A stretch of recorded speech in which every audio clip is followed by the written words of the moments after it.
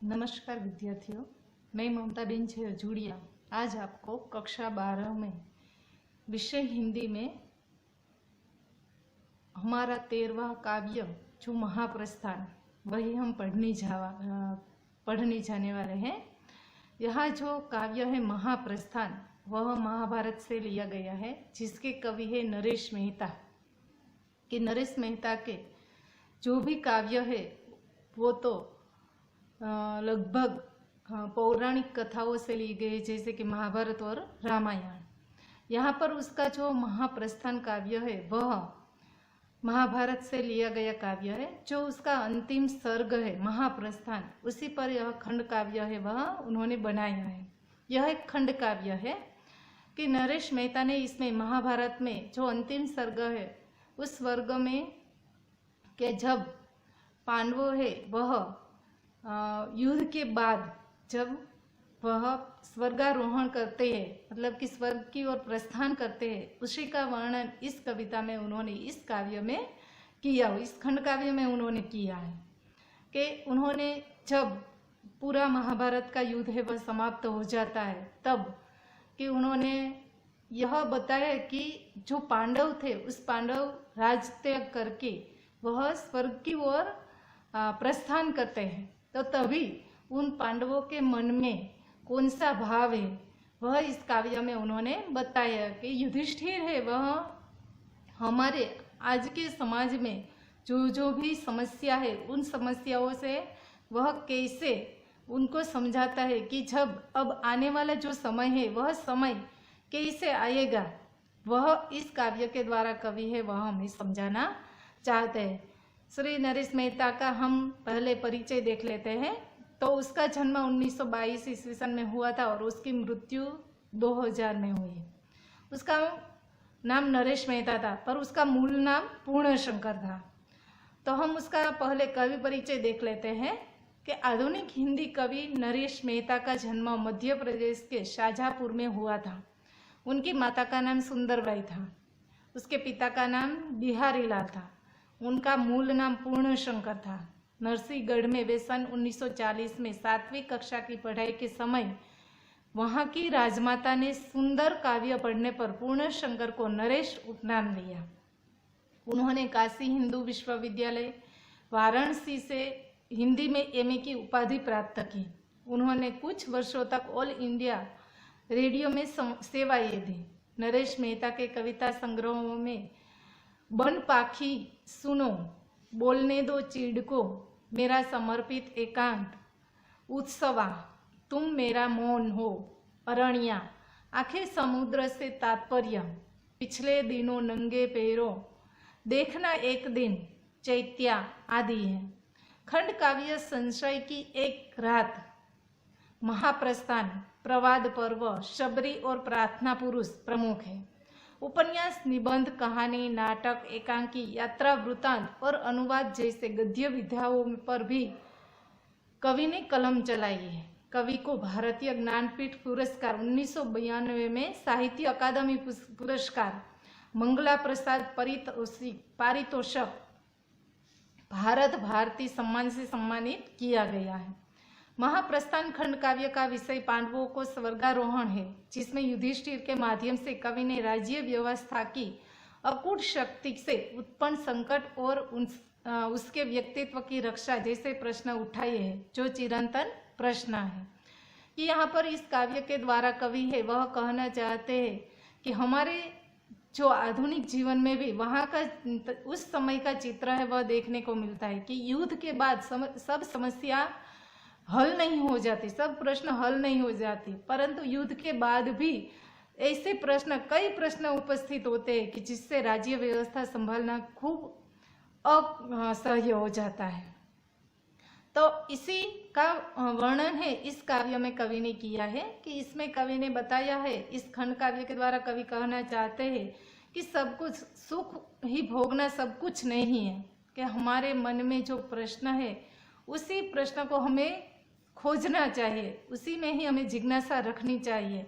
इसमें कवि ने युधिष्ठिर और पार्थ का, मतलब कि अर्जुन का संवाद है इस काव्य में प्रस्तुत किया है। यह महाभारत का जो अंतिम स्वर्ग है, उसी सर्ग का एक भाग है, वह यहाँ पर लिया हुआ है। देखते हैं हम काव्य। युधिष्ठिर कहते हैं अर्जुन से, युधिष्ठिर, प्रश्न और जिज्ञासा में अंतर समझते हो पार्थ? सत्य की प्राप्ति दूसरे से प्रश्न करके नहीं होती, स्वयं से ही जिज्ञासा करनी होती है। सुख या दुख के स्थान पर मुझे सदा जिज्ञासा हुई पार्थ। युधिष्ठिर है वह कहते कि प्रश्न और जिज्ञासा में अंतर समझते हो पार्थ कि जब वह स्वर्ग की ओर प्रस्थान करते हैं तब सब पांडवों और द्रौपदी के मन में कई प्रश्न उठते हैं कि वह सोचते हैं कि हमने इतना युद्ध किया और युद्ध के बाद हमें यह सब त्यागना पड़ा, कि हम सब जब हमारे सुख से रहने की परिस्थिति आई, स्थिति आई, तब हम इन सब को त्याग कर निकल पड़े हैं।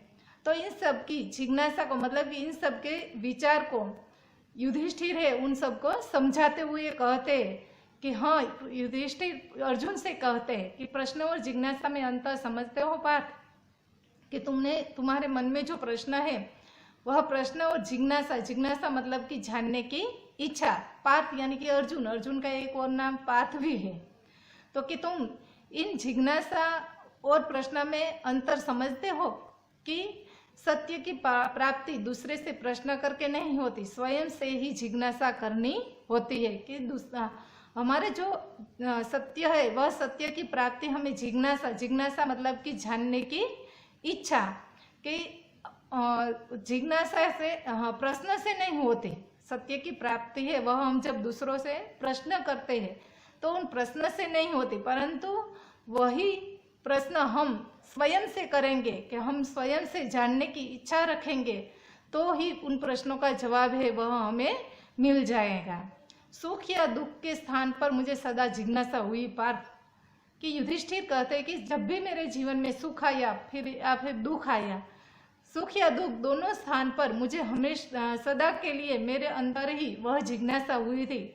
मतलब कि युधिष्ठिर कहना चाहते हैं कि इन दोनों स्थानों पर मैं अपने आप से ही जिज्ञासा करता रहा हूँ, और इस प्रकार लेखक युधिष्ठिर है वह पार्थ को समझाते हैं। यहाँ पर मैंने जो कठिन शब्द है उन शब्दार्थों का अर्थ भी लिखा है, वह भी आपको देखते जाना है। मेरे राज्य परित्याग से अवश्य ही उन लोगों को बुरा लगा होगा। मैंने शास्त्र व्यवस्था के कारण ही वानप्रस्थ नहीं स्वीकारा, परंतु मेरी वैचारिकता का निष्कर्ष था बंधु कि मेरे राज्य परित्याग से अवश्य ही उन लोगों को बुरा लगा होगा। युधिष्ठिर कहते हैं कहा मैंने जो राज्य परित्याग किया है उनसे कि अवश्य ही आप लोगों को बुरा अवश्य लगा होगा, कि आपने इतनी मेहनत के बाद आप यह युद्ध है वह जीत कर आए हैं, यह युद्ध जीता है, फिर आपको राज्य मिला है, तो यह राज्य जब त्याग किया तो आपको अवश्य ही उसका बुरा लगा होगा। मैंने मात्र शास्त्र व्यवस्था के कारण ही वानप्रस्थ नहीं स्वीकारा। युधिष्ठिर कहते हैं कि जो शास्त्र व्यवस्था यानी कि शास्त्र के अनुसार जो व्यवस्था है वह, और वानप्रस्थ मतलब कि वह व्यवस्था जिसमें मनुष्य के वन में जाकर रहने का विधान है, उसे वानप्रस्थ कहते हैं। और निष्कर्ष, निष्कर्ष मतलब सारांश, कि इसका सारांश क्या है यह कहना चाहते हैं। तो यहाँ पर युधिष्ठिर कहते हैं कि मैंने शास्त्र में जो वानप्रस्थ को बता है इसके कारण यह वानप्रस्थ नहीं स्वीकारा, किंतु मेरी वैचारिकता का यह सारांश है बंधु, मतलब कि वह पार्थ से कहते, अर्जुन से कहते कि मैंने जो विचार किया है उस विचार के बाद ही, इसके सारांश के बाद ही मैंने यह निर्णय है वह लिया है। अर्जुन, कैसा निष्कर्ष? युधिष्ठिर, वस्तुओं से हीन होते जाने का अर्थ है व्यक्ति से संपन्न होते जाना। युद्ध, राज्य, साम्राज्य, संपदा, संबंध, इन सब की सीमाएं हैं पार्थ। यही वे कुचक्र है जिन्हें व्यक्ति अपने चारों ओर बुन लेता है। कि अर्जुन कहते हैं कि कैसा निष्कर्ष, कि मतलब कि आपने कैसा सारांश, मतलब आपने कौन से विचार के बाद यह निर्णय लिया है। तब युधिष्ठिर कहते हैं कि वस्तुओं से हीन होते जाने का अर्थ है व्यक्ति से संपन्न होते जाना। मतलब कि वस्तुओं से हीन यानी कि वस्तुओं से रहित, हीन यानी कि रहित। जब हम वस्तुओं से रहित होते जाते हैं तब हमारा व्यक्तित्व और भी संपन्न होता है, तो ऐसा नहीं है कि यहाँ पर मैंने जो शब्द लिखे साम्राज्य के, वह राज्य जो ऐसा शासन में मतलब कि ऐसा कोई शासन हो, संपदा मतलब कि संपत्ति, कुचक्र यानी कि षड्यंत्र, साजिश, बुनना मतलब कि घेरा बना लेना, कि हम जैसे कि हमारा घेरा है वह बना लेते हैं वैसे ही। हीन, हीन यानी कि रहित हो जाना। यहाँ पर लिखा है व्यक्तित्व, व्यक्ति के गुण या भाव जो दर्शाता है उसे व्यक्तित्व कहा जाता है। और सीमा, सीमा यानी कि मर्यादा, जो हमारी मर्यादा है वही। तो यहाँ पर युधिष्ठिर कहते हैं कि वस्तुओं से जब हम हीन होता है, उनसे रहित हो जाते हैं, तो हमारा व्यक्तित्व और भी संपन्न होते जाता है। ऐसा नहीं है कि यह जो युद्ध, राज्य, साम्राज्य, जो संपत्ति और संबंध है, उनकी भी एक सीमाएं होती है, उनकी भी एक मर्यादा होती है पाठ की। और हम इन्हीं कुचक्रों में व्यक्ति है वह फंसे जाता है, इन्हीं कुचक्र में व्यक्ति है मतलब कि उन्हीं षड्यंत्र में व्यक्ति है वह उन्हीं को ही अपना चारों ओर घेरा है वह बना लेता है, और उन्हीं में ही व्यक्ति है वह फंसा जाता है। जिन्हें व्यक्ति अपने चारों ओर बुन लेता है और फिर कभी इस सफलता की सुगंध के परिवृत से बाहर आना नहीं चाहता, ये वस्तु ये सफलता एक दिन उसका पर्याय बन जाती है। वस्तु और सफलताओं के माध्यम से अमरता प्राप्त करने को ही तो तुम पुरुषार्थ संकल्प करते हो। कि युधिष्ठिर कहते हैं कि जिन्हें व्यक्ति अपने चारों ओर बुन लेता है, मतलब कि जिन्हें व्यक्ति अपने चारों ओर घेरा बना लेता है और फिर कभी सफलता की सुगंध के परिवृत से बाहर आना नहीं चाहता, मतलब कि वह इन्हीं सफलता को अपनी इन्हीं घेरे को मतलब कि इन्हीं षड्यंत्र को वह अपनी सफलता मान लेता है। और इसी सफलता की सुगंध के कारण कि वह सफलता उन्हें अच्छी लगती है और इसी सफलता के कारण वह इन घेरों से बाहर नहीं निकलना चाहता, कि उन्हें अच्छा लगने के कारण वह उन्हीं में ही फंसा रहता है। ये वस्तु ये सफलता एक दिन उसका पर्याय बन जाती है, मतलब कि यह जो वस्तु है उसकी जो सफलता है, उसे जो सफलता मिली है, जो वस्तु है, उन्हें ही वह अपना एक प्रकार मान लेता है कि उन्हीं में ही वह अपनी सफलता है, मतलब कि सब कुछ मान लेता है, उन्हीं में ही वह फंसा रहता है। वस्तु और सफलताओं के माध्यम से अमरता प्राप्त करने को ही तो तुम पुरुषार्थ और संकल्प कहते हो। कि जिन वस्तुओं और जिन तुम सफलता को माध्यम से तुम अमरता प्राप्त करना चाहते हो, कि उन्हें ही तुम पुरुषार्थ और संकल्प कहते हो, कि उन्हीं को ही तुम, कि जिसे तुम जिन वस्तुओं से, जिन सफलताओं के माध्यम को, जिसे तुम्हें अमरता देती है, उसी माध्यम को तुम पुरुषार्थ और संकल्प कहते हो। ऐसा युधिष्ठिर है वह अर्जुन से कहते हैं। जैसे कि बुनना यानी कि घेरा बनाना, परिवृत यानी कि एक घेरा, और पर्याय यानी कि प्रकार, कि उसके दूसरा रूप, अमरता मतलब कि चिर जीवन, और पुरुषार्थ मतलब कि पुरुष का प्रयत्न का कार्य, कि उसे पुरुषार्थ मतलब कि जब वह प्रयत्न करता है और उसके बाद वह जो कार्य करता है, प्रयत्न पुरुषार्थ करने का जो कार्य करता है, उसी प्रयत्न को हम पुरुषार्थ कहते हैं। संकल्प यानी कि जो हम पक्का इरादा कर लेते हैं उसे संकल्प कहते हैं। तो युधिष्ठिर यहाँ कहना चाहते हैं कि तुम इसी वस्तु और सफलता को पुरुषार्थ और संकल्प कहते हो, कि जिसके माध्यम से तुम्हें अमरता मिलती है। ये दुर्ग, प्रसाद, स्मृति चिन्ह, चारण, प्रशस्तियां, ये झूठे इतिहास वाले शिलालेख व्यक्ति को अमरता नहीं देंगे। पाठ जड़ का ही प्रतिनिधित्व कर सकता है, चेतन का नहीं। युधिष्ठिर कहते हैं कि ये जो दुर्ग है, दुर्ग यानी कि किला, जो कोट होता है वह, जिसे हम किला कहते हैं वह, प्रसाद यानी कि महल, स्मृति भवन मतलब कि जो यादगार भवन, किसी की याद में जो बनाया हुआ भवन होता है उसे स्मृति भवन कहते हैं। चारण, प्रशस्तियां मतलब कि चारण द्वारा जिसकी प्रशस्तियां, जिसका बखान किया जाता हो उसे चारण, जिसकी प्रशंसा की जाती हो उसे चारण प्रशस्तियां कहा जाता है। जब चारण उसकी प्रशंसा करके जिसकी पंक्ति लिखते हैं उसे चारण प्रशस्तियां कहते हैं। પછી जड़ यानी कि चेतना रहित, जो जिसमें चेतन नहीं है, जिसमें प्राण नहीं है, वह जड़ कहा जाता है। चेतन, चेतन यानी कि प्राण युक्त, जिसमें प्राण है उसे हम चेतन कह सकते हैं। विवस्था, विवस्था यानी कि लाचारी, और स्वत्व यानी कि अपनापन, दीप्तित यानी कि चमकदार। हम देखते हैं कि यह जो दुर्ग प्रसाद स्मृति भवन चारण प्रशस्तियाँ, ये झूठे इतिहास वाले शिलालेख व्यक्ति को अमरता देंगे? कि मतलब कि यह जो किला है, मतलब यह महल है, स्मृति भवन जिसकी याद में यह भवन बनाए गए हैं, और चारण प्रशस्तियाँ मतलब कि चारणों को द्वारा लिखी गई काव्य है, कि यह झूठे इतिहास वाले शिलालेख, कि जो शिलालेख पर झूठे इतिहास लिखे हैं, कि क्या वह अमरता देगा? कि यह सब वस्तुएं है वह जड़ है, कि यह जो युधिष्ठिर ने जब वस्तु बताई वह सब जड़ है, कि जड़ है, जड़ का ही प्रतिनिधित्व कर सकता है, वह चेतन का नहीं। मतलब कि जो जड़ है जिसमें चेतन नहीं है, जो प्राण हीन है, वह प्राणहीन का ही प्रतिनिधित्व कर सकता है, वह कभी चेतन का प्रतिनिधित्व नहीं कर सकता। तो यहाँ पर युधिष्ठिर कहते हैं कि हम इसे अपने नहीं कह सकते, कि यह हमारा अमरत्व है वह प्रदान नहीं कर सकता।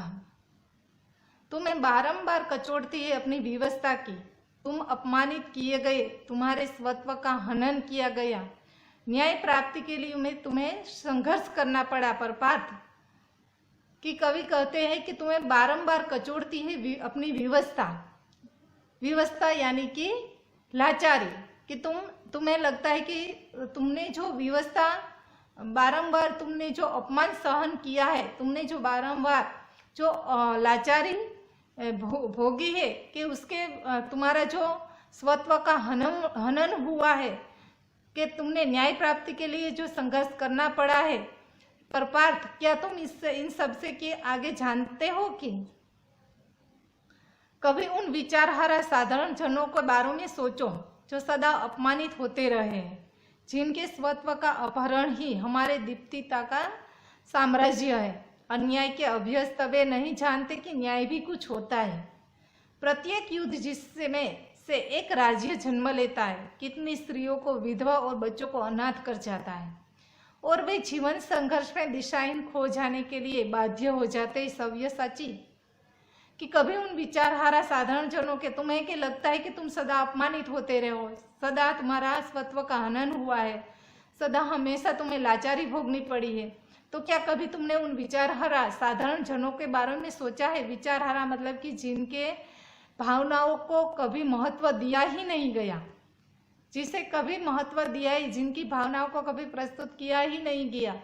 तो इनके बारे में तभी तुमने सोचा है कि जो सदा के लिए अपमानित ही होते रहे हैं, कि जिनके स्वत्व का अपहरण ही हमारे दीप्तित का साम्राज्य है, मतलब कि जिनका स्वत्व ही, जिनका स्वाभिमान का ही अपहरण किया हो, वही हमारा चमकदार साम्राज्य है। दीप्ति मतलब कि जो चमकदार है वही, तो कि यही सब हमारे जो साम्राज्य है वही उसकी चमक बनते हैं। कि अन्याय के अभ्यस्त वे नहीं जानते कि न्याय भी कुछ होता है, कि वह तो सदा ही अन्याय के भोग बने हुए है, कि उसे पता ही नहीं कि न्याय भी कुछ होता है। मतलब कि न्याय नाम की भी कुछ चीज होती है, वस्तुएं होती है कि जिसे न्याय प्राप्त किया जाता है, तो वे कभी ऐसा जानते ही नहीं है। कि प्रत्येक युद्ध जिसमें से एक राज्य जन्म लेता है, कितनी स्त्रियों को विधवा और बच्चों को अनाथ कर जाता है। कि हाँ, प्रत्येक जो युद्ध होता है उस युद्ध से एक राज्य तो जन्म लेता है, पर क्या कभी सोचा है कि उस युद्ध के कारण कि कितनी स्त्रियां हैं वह विधवा हो जाती है, और कितने ही बच्चे हैं वह अनाथ बन जाते हैं, कि और वे जीवन संघर्ष में दिशाहीन खो जाने के लिए बाध्य हो जाते हैं। सव्यसाची मतलब कि वह अर्जुन का एक नाम है, कि अर्जुन है वह बाएं हाथ से भी अपना धनुष से वह चला सकता था, इसीलिए उसे सव्यसाची है वह नाम दिया गया था। तो युधिष्ठिर यहाँ अर्जुन से कहते हैं कि इन युद्ध के कारण कितनी ही स्त्रियां हैं वह विधवा हो जाती है, कितने ही बच्चे हैं वह अनाथ हो जाते हैं, और जीवन भर संघर्ष है वह जीवन में संघर्ष में इन संघर्ष में दिशाहीन हो जाते हैं, कि उसे सच्ची दिशा नहीं मिलने के कारण वह गलत रास्ते पे चले जाते हैं। होने चले जाने के लिए बाध्य हो जाते हैं। और इसी का वह अर्जुन को इसी के द्वारा वह समझाते हैं कि तुम्हारे कृष्ण ने ही तो कहा था युद्ध के उपरांत समाज में वर्ण संकरता बढ़ जाती है।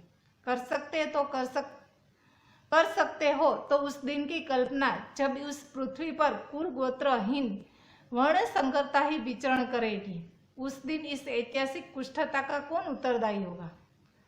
कि युधिष्ठिर पार्थ से कहते हैं कि तुम्हारे कृष्ण ने ही तो कहा था कि युद्ध के बाद समाज में वर्ण संकरता, सॉरी यहाँ पर वर्णन करता लिखा हुआ है पर वहां पर वर्ण संकरता मतलब कि दो भिन्न जातियों के स्त्री पुरुष द्वारा संतान होने की स्थिति, मतलब कि समाज में युद्ध के बाद वर्ण संकरता है वह बढ़ जाती है।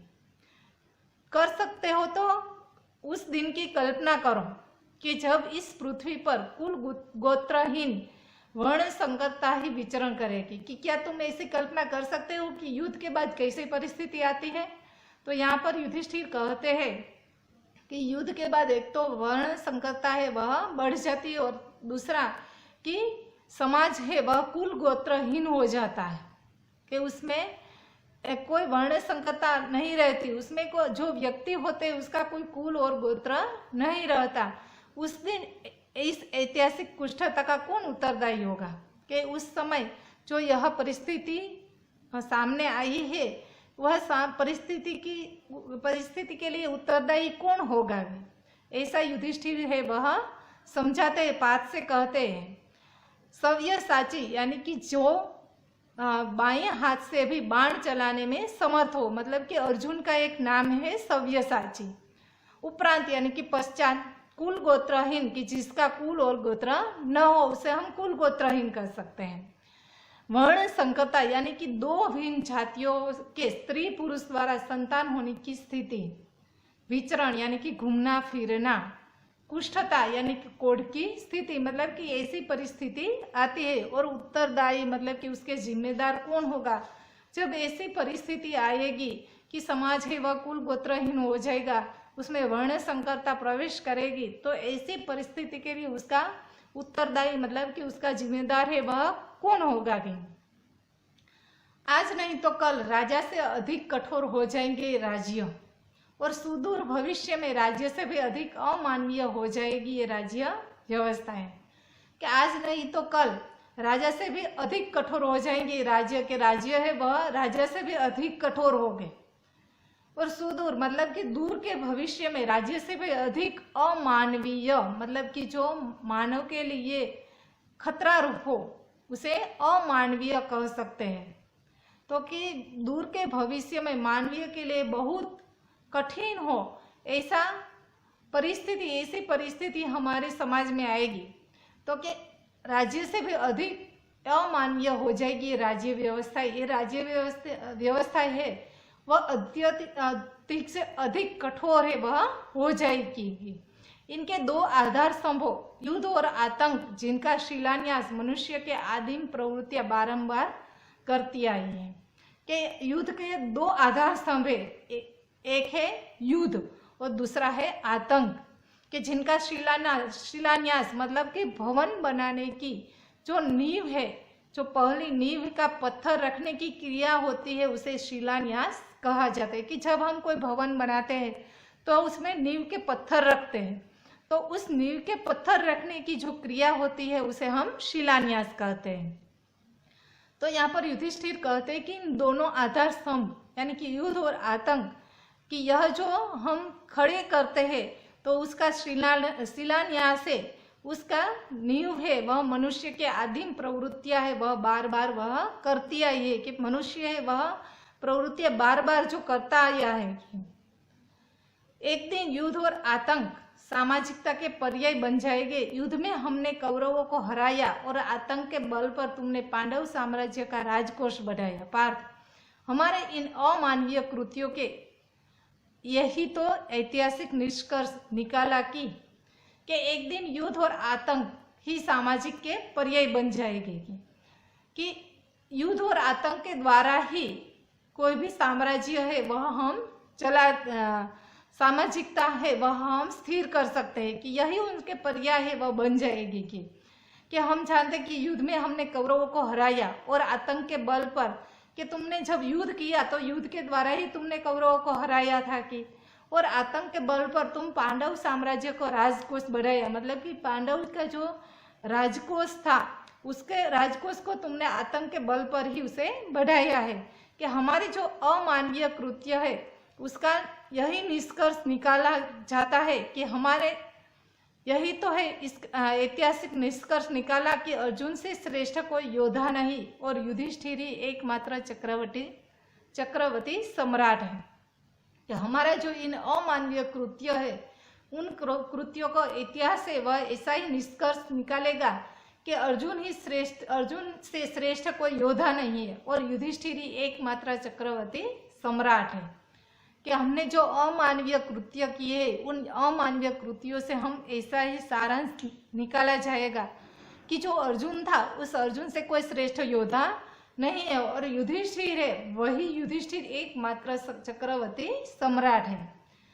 मानवता का यह रथ किस अंधे मार्ग पर बढ़ रहा है तुम नहीं जानते पार्थ, तुम नहीं जानते कि संकट कहीं अधिक गहरा है। कि मानवता का जो यहाँ पर रथ है वह रथ किस मार्ग पर बढ़ा चला जा रहा है कि तुम नहीं जानते पार्थ। के तुम नहीं जानते कि संकट कितना अधिक गहरा है। कि तुम जानते नहीं कि यहाँ पर जो संकट है वह तुम्हें जो सामान्य लगता है वह सामान्य संकट नहीं है। युद्ध के बाद पूरी परिस्थिति है वह बदल जाएगी। कि तुम जिसे सामान्य परिस्थिति समझ रहे हो वह सामान्य परिस्थिति नहीं है, परंतु उसके बाद यह जो संकट है वह ज्यादा से ज्यादा गहरा होता जाएगा। ऐसा युधिष्ठिर के द्वारा है वह कवि युधिष्ठिर उसके द्वारा कवि है वह समझाते हैं। कि कवि कहते हैं कि यहाँ पर आज की जो परिस्थिति है उसी के आधार पर कवि ने यह खंड काव्य है वह लिखा हुआ है। कि आज की जो परिस्थिति हम देखते हैं कि यहाँ पर जो वर्ण संकरता है, कुल गोत्रहीन हमारी जो व्यवस्था है, तो उसी का वर्णन कवि ने इस खंड काव्य के द्वारा कवि ने किया हुआ है। यहाँ पर शब्द समूह मैंने कुछ लिखे हुए हैं कि काव्य में जो शब्द समूह आए हैं उसका मैंने यहाँ पर लिखे हुए हैं।